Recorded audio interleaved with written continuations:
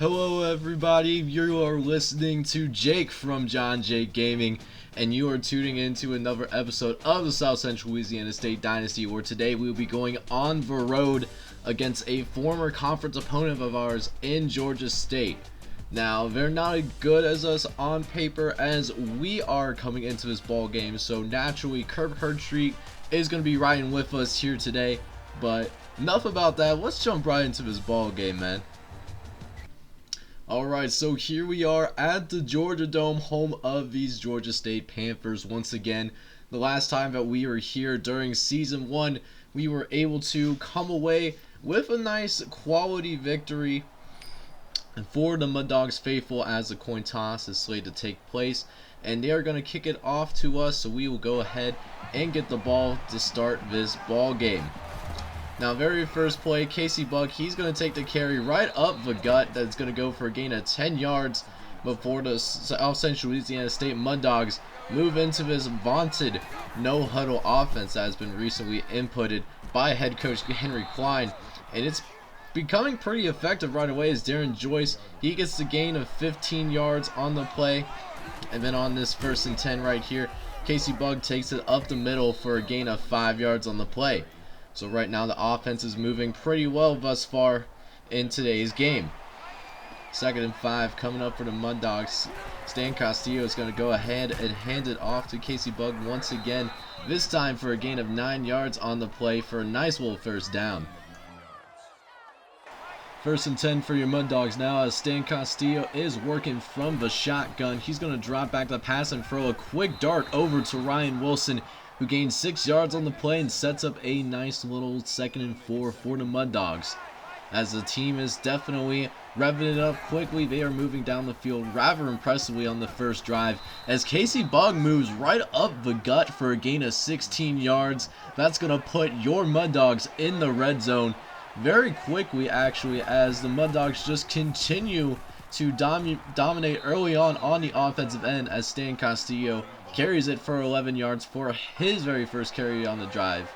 And then, of course, we're going to go ahead, run this play action screen, try to get it to our running back, but it looks like Stan Castillo lost the handle on the ball.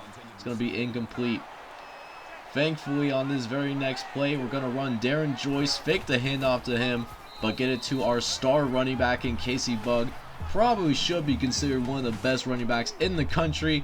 He'll get in the end zone easily, as it is a 7-0 game.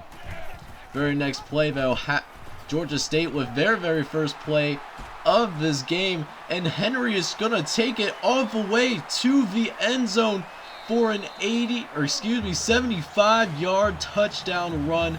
Mark Henry just runs all over the Mud Dogs defense very early on, and just like that, it is already a tied game at 7.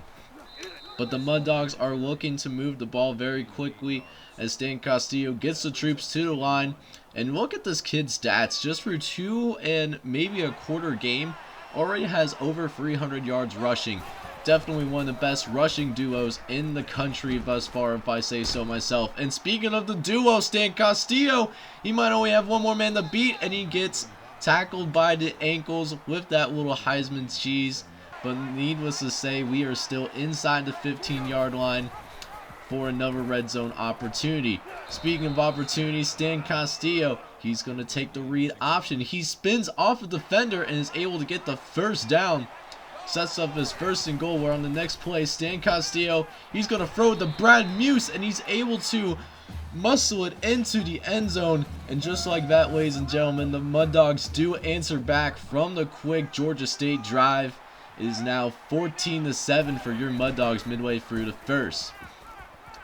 Ensuing possession, Felder is going to get behind the Mud Dogs defense and gain 42 yards on the play, as Georgia State is looking to tie this game right up, surprisingly, as they are playing surprisingly pretty well on their own home field thus far. But on the next play, it nearly gets picked off by Joe Thompson. He's able to get his hands on the ball. 2nd and 10. Georgia State quarterback is going to drop back into the shotgun. Tate's going to drop back the pass. He's looking and is having a hard time finding anybody. He's going to try to scramble, and Bobby Boucher is there to make the sack, making it a 3rd and 11. That's his first sack of this ball game. But on the ensuing possession, Tate's going to drop back to pass once again. Throws what seems like an impossible pass, but somehow finds the hands of Mike McMahon for a gain of 14 yards and a first down. Wow, what an extremely lucky pay if I say so myself. Usually that is not a good thing to do, as Marcus Tate just stiff arms over a defender, and off of that lucky first down throw, he turns into an 18-yard rushing touchdown on the next play, making it a 14-all game. But the Mud Dogs aren't going to give up so easily. They're going to prove that they are one of the best teams in the country, as they deserve that right. Think of it as a UCF in this little dynasty universe. As 1st and 10 here, Casey Buck's going to take the carry right up the gut off of the read option and gain 10 yards on the play before moving into the no huddle attack. A couple of plays later, this time Stan is going to drop back in the shotgun as John Casey, the reliable tight end, the JUCO transfer, is able to get a nice gain of 20 yards on the play, knocking on the door of the red zone. And right here, ladies and gentlemen, Tim Smith is going to get the carry and is going to get a nice first down, 13-yard gain on the play inside the 15. But right now we face a 3rd and 7 as Stan Castillo is looking but doesn't find anybody. He's going to try to run it in but gets tackled ruthlessly, and that's going to be the last meaningful play of the first quarter, where this game is surprisingly a tie game, and looks like the Mud Dogs are going to be on upset watch here going forward.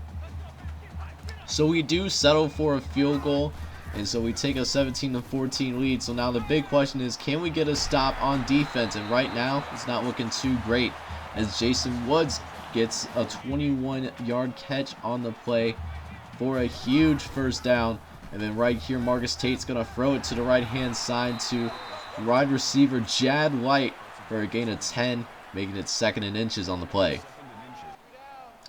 Very next play, though, Marcus Tate is getting the troops at the line as tight end Barry is going to move into the motion as Mark Henry muscles out 4 yards on the play for a nice little first down. But now they face a 3rd and 11 here. We get him in long 3rd downs, but can we actually get a stop here? And we actually do just that, as Mark Henry, he does get a nice little carry, but goes for 7. And so Georgia State, they settle for a field goal, and it's still 17-all here, as Stan Castillo had hit a receiver open, but it's just a terrible throw, and it's going to be 2nd and 10 instead. But on this next play, though, Stan Castillo is going to work it from the shotgun. Darren Joyce gets the catch, and he gets a nice block. He's all by himself. He's at the 15-5. Touchdown, Mud Dogs, as your Mud Dogs, off a 84-yard reception from Darren Joyce, they take the lead right back. It is now 24-17 here with about 4 minutes left in the first half, as Clint Felder makes the 10-yard catch on Georgia State's first drive following the touchdown. But after a failed running play, they now face a 3rd and 3 here, and Marcus Tate's going to drop back the pass, throw it to his left, and Mark Henry is going to make the catch, but it's just short. So your Mud Dogs are actually getting the ball right back where they find it. And Casey Buck on the ensuing drive, he's going to take the carry to the right-hand side off the Buckeye sweep, and it goes for a gain of 28. Casey Buck, of course, having a fantastic day thus far. 10 carries for 92 yards. Ensuing play, Stan Castillo, he's going to throw it up the middle for Tim Smith, and it gets dropped inside the 15-yard line. That's Tim Smith's first catch for a gain of 21 yards.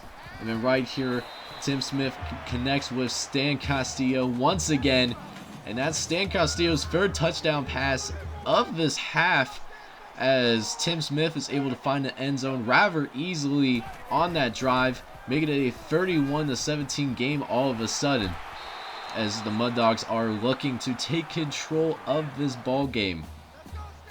3rd and 5, and Georgia State is in trouble of having their 2nd 3 and out in a row.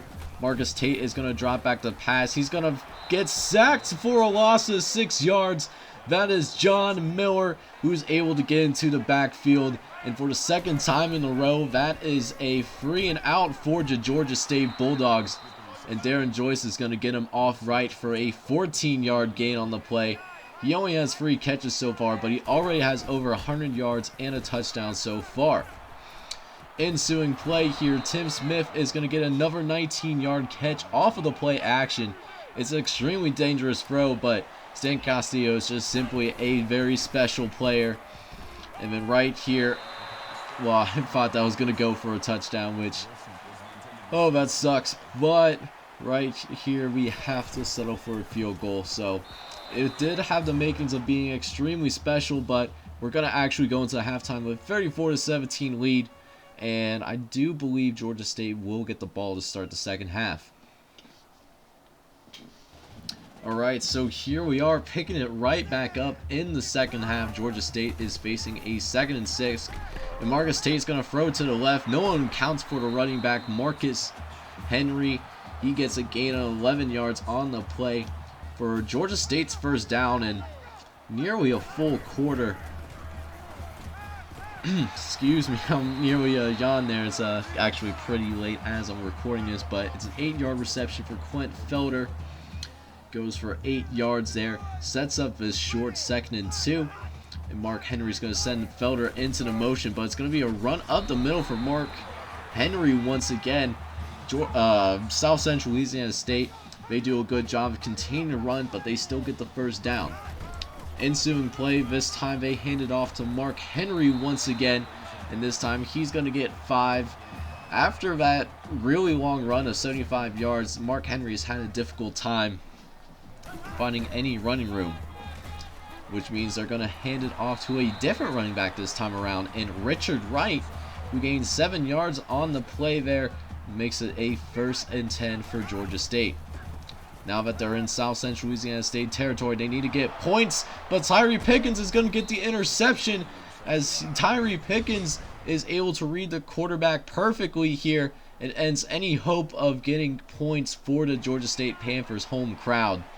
And so up 17, South Central Louisiana State is in a position to run away with this ball game, as ensuing play after the interception, Casey Bugg gains 18 yards on the play, and the Mud Dogs are continuing to move the ball with a blistering speed as Tim Smith, he goes up the middle for 13 yards there for another first down, setting up another no huddle situation, and Georgia State right here just simply does not know what to do.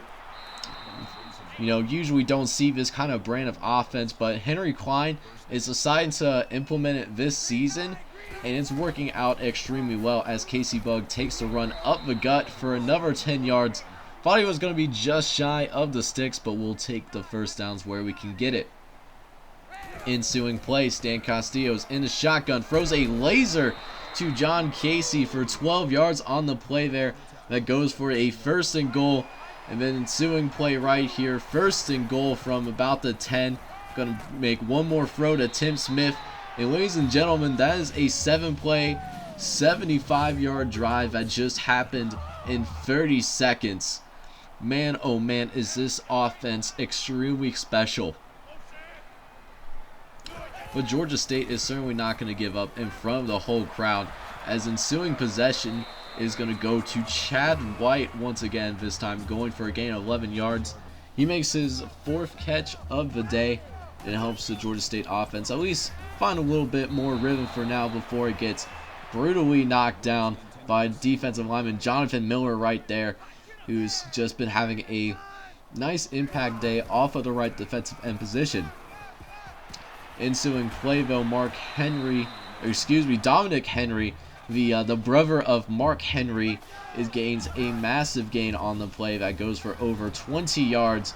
And then right here, Marcus Tate's going to try to throw it to the left-hand side, but is nearly picked off. Looks like Tyree Pickens was in the area.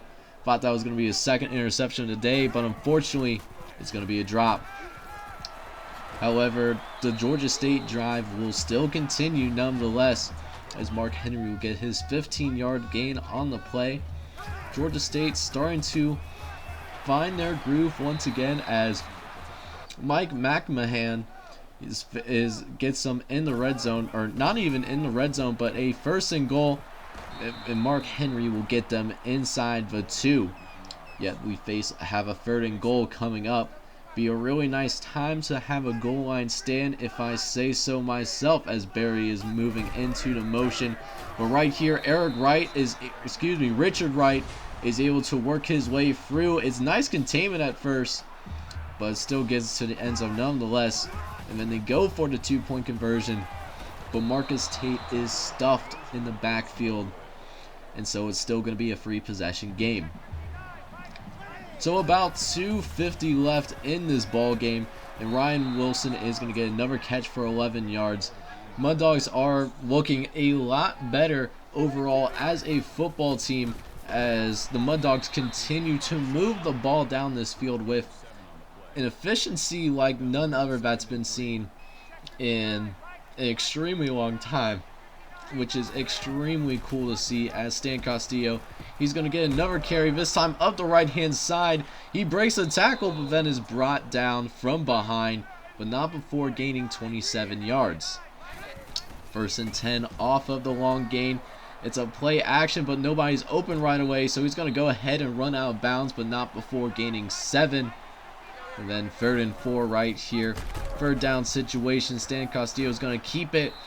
Is able to use that 89 speed that's been blessed with for a gain of 6.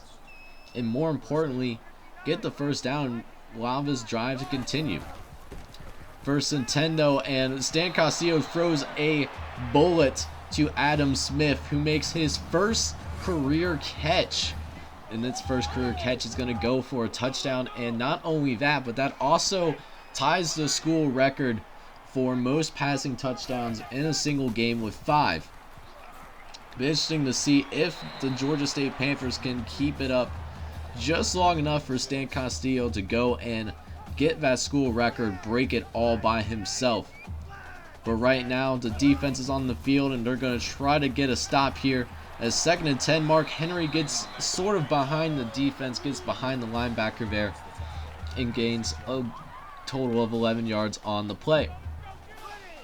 And so ensuing play after that 1st down, Marcus Tate's going to drop back to pass and throws a nice bullet to Jason Woods, facing double coverage, but is still able to get open despite the double coverage. The out route cheese is truly something else, but luckily Marcus Tate just throws an inaccurate pass on the following play. So now we got a 2nd and 10 right here, as Chad White goes into the motion. Bobby Boucher moves out to try and cover Chad White, and Marcus Tate's going to drop back to pass and throws it to McMahon, who I believe was in the motion but actually drops the pass, and so it's 3rd and 10 all of a sudden. Not a situation that you want to be in for the Mud Dogs defense, because they usually like to blitz. However, they choose not to this time around, as Chad White is only able to gain 6. But they go ahead and try to go for this field goal right here, and it's extremely long. It looks like about a 56-yard field goal attempt, and it actually looks good from my angle, but unfortunately it looks like it was well short in actuality. Certainly I'm not going to complain, but it was a lot closer than I expected it to be, as Stan Castillo gains 14. Alright, so we're going into the end of the 3rd quarter, as the Mud Dogs have a 25-point lead.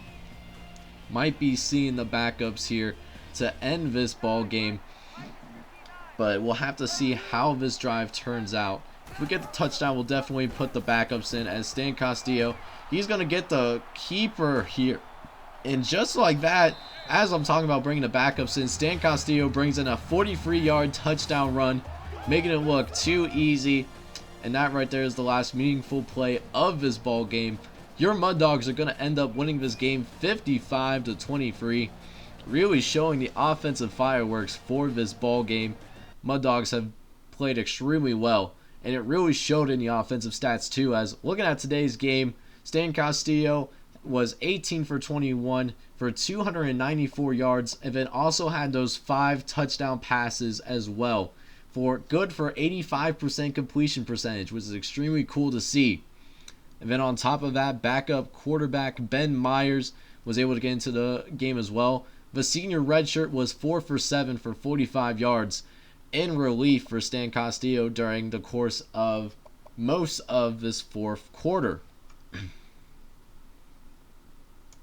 But what makes the duo in the backfield truly special is what they can do with the running game. Stan Castillo had 14 carries for 187 yards and a touchdown. And then Casey Bugg, his backfield mate, had 13 carries, 123 yards, and a touchdown himself. Of course, Tammy Groff chipped in with 6 carries for 28 yards in today's game as well. As for the receivers, we did a pretty decent job of spreading the ball around. Today, we were led by Tim Smith, who had 6 total catches for 86 yards and 2 touchdowns. Other receivers to catch a touchdown pass from Stan Castillo includes Adam Smith, the true junior transfer, who gets his only catch for 18 yards. The fullback Brad Muse, who gets a catch for 5 yards. And then Darren Joyce, who had the most receiving yards of anybody on the team. He had 4 catches for 125 yards and that long touchdown catch that went for 84 yards, which was the longest play that happened in today's ball game. Finally, our defense today, we had multiple leaders out here today. Joe Thompson led us in tackles. He had 9 total tackles, 9 of which were solo, and led the rest of the team in tackles by a long shot. We also had 2 total sacks today. Jonathan Miller, the sophomore redshirt out of Arkansas, he had 1 of the sacks. And then, of course, our defensive star, the best player on this football team, he had 6 tackles, 1 of which was for a loss, and then also had a sack himself during the course of today's ball game. Finally, there were 2 interceptions that were thrown today that we caught. Tyree Pickens caught 1 of the interceptions, and then Joe Thompson caught the other interception, which of course means we definitely won this turnover battle here today. So nice job by the D. And then as a result of our defense playing well, our defensive coordinator gets an upgrade, and Jay Goodwin, the fullback, will be committing to us for next season. So that's nice to see him come on the campus. And then Bishop Enigma, one of the custom recruits for season 3 that we're trying to recruit, he is also ready to visit. So I'm really excited to be able to bring him on the campus for hopefully for the next 4 to 5 years. But to kind of address this coaching upgrade for Chris Clark, kind of looking through to see what we want, and I think I want to go with the no-fly zone upgrade, since we've had a hard time with zone coverage at times, and I think I want to go ahead and address that. Get +2 more for zone coverage will be helpful for a secondary. But then that's all I have for today. Thank you guys so much for tuning in this video. Make sure you leave a like as well as subscribe to the channel, as the next time I play a South Central game, I'll be going on the road against Akron. Until then, thank you guys so much for tuning in. Until next time, I hope you guys have a wonderful day. Take care.